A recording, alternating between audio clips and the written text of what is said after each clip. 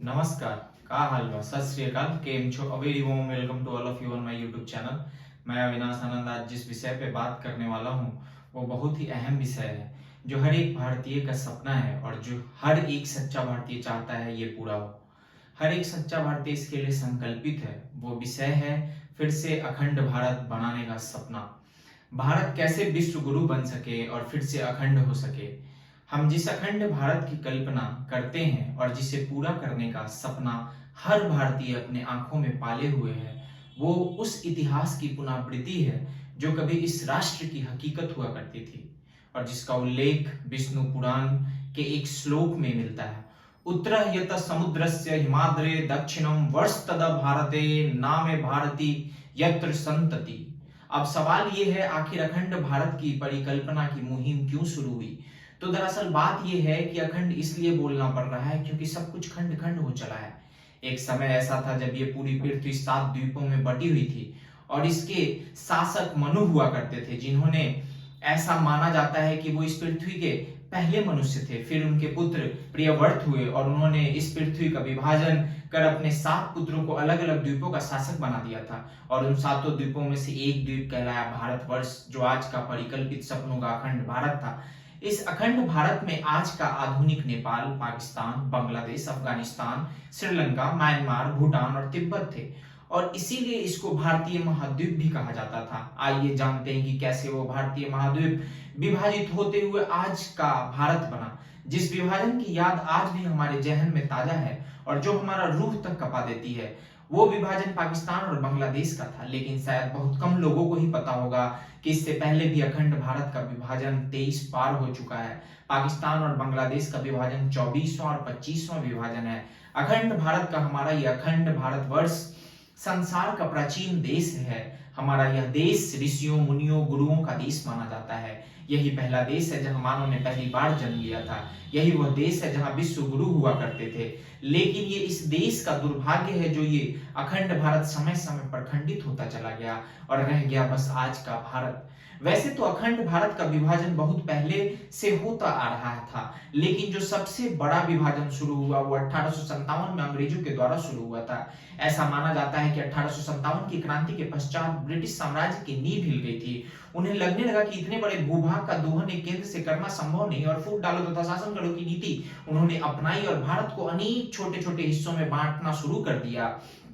कालांतर में भारतवर्ष पुनः अखंड ना हो सके ऐसी भी योजना बनाई। इसके लिए अंग्रेजों ने पहला विभाजन अफगानिस्तान का किया जो 1876 में हुआ। उसके बाद भूटान 1906 में, फिर श्रीलंका 1935, फिर बर्मा 1937, पाकिस्तान का 1947 और बांग्लादेश का 1971 में बना। इस विभाजन का सबसे बड़ा कारण हम ही लोग हैं, जिन्हें अपने देश के कल्चर, धर्म, सनातन पे भरोसा नहीं है। एक समय था जब हमारे संस्कृति को पूरी दुनिया में माना जाता था, हमारा देश में सभी आना चाहते थे, लेकिन फिर एक समय ऐसा आया जब हम अपनी असली पहचान खोते गए।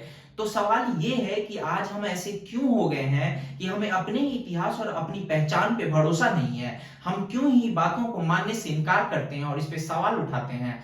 आज कुछ चंद बुद्धिजीवी, सो कॉल्ड इंटेलेक्चुअल्स और राजनेताओं की बातों को हम सच मान लेते हैं और अपने अतीत को बस कहानी मानकर उस पर प्रश्न चिन्ह लगाते रहते हैं। मुझे लगता है कि ये सवाल हर भारतीय को खुद से पूछना चाहिए कि आखिर एक जमाने में इतना बड़ा भारतवर्ष आज का भारत बनकर क्यों रह गया।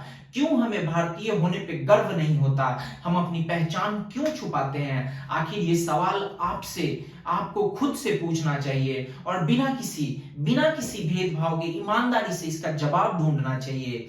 खैर, अब वापस से बात करते हैं आज के आधुनिक देश की जो कभी अखंड भारतवर्ष का हिस्सा हुआ करते थे। इसमें सबसे पहला नाम आता है नेपाल की और हम उसी की बात करते हैं। नेपाल, भले ही आज नेपाल के नेता अपने लोगों को खुश करने के लिए कुछ भी कहते हो, उनका देश भी कभी भारत का हिस्सा था, लेकिन लिच्छवी गणराज्य जो 400 से 750 सी के अंतर्गत था, उस क्षेत्र में आते थे, उसमें नेपाल भी शामिल था और उससे यहाँ किरात वंश का शासन हुआ करता था। नेपाल के राजा जनक के महल में वाल्मीकि आश्रम होना भी यह बताता है कि यह क्षेत्र कभी भारत का हिस्सा हुआ करता था।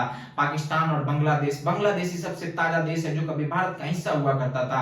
इंदिरा गांधी के समय में भारत पाकिस्तान का युद्ध हुआ, जिसके बाद बांग्लादेश को आजादी मिली। इससे पहले ये पूर्वी पाकिस्तान हुआ करता था। पाकिस्तान की फौज ने यहाँ के विद्रोह को दबाने के लिए क्रूरता अपनाई, कई महिलाओं का बलात्कार किया और कईयों की हत्या की। अंत में पाकिस्तान ने भारत का पर हमला कर दिया, जिसके बाद बांग्लादेश आजाद हुआ। ठीक इसी तरह 1947 में भारत की स्वतंत्रता के ठीक एक दिन पहले पाकिस्तान को भी कथित आजादी मिली। आज का पाकिस्तान कभी भारत का बड़ा हिस्सा हुआ करता था, लेकिन इस्लामी शासकों ने लाहौर जैसे शहरों को अपना अड्डा बनाया था और यहाँ मुस्लिम जनसंख्या अच्छी खासी बढ़ गई। मोहम्मद अली जिन्ना जैसे इसका फायदा उठाते हैं और कांग्रेस ने भी देश के विभाजन के लिए हामी भर दी। अफगानिस्तान कैसे अंग्रेजों ने अफगानिस्तान, श्रीलंका, म्यांमार, भूटान और तिब्बत को भी हमारे देश से विभाजित करके अलग कर दिया, ये हमारी ही कमी है, जिसके वजह से आज हम पूरी तरह से खंड खंड हो चुके हैं। हमें अब बदलना होगा और एकजुट होना होगा ताकि हम अपनी इस भारत माँ को और टुकड़े होने से बचा सके। अगर हम अखंड भारत की परिकल्पना करते हैं और उसे पूरा करना चाहते हैं तो हमें जातिवाद से ऊपर उठना होगा। हम राजपूत हैं, हम यादव हैं, हम SC ST हैं, ये कहना बंद करना होगा और इसके बदले में ये कहना होगा कि हम भारतीय हैं, हम एकजुट हैं। हमें एकजुट होना पड़ेगा क्योंकि आज जो भारत हम देख रहे हैं वो खंड भारत का 1/3 भी हिस्सा नहीं है। हमारा अस्तित्व और हमारी पहचान इससे काफी बड़ी है।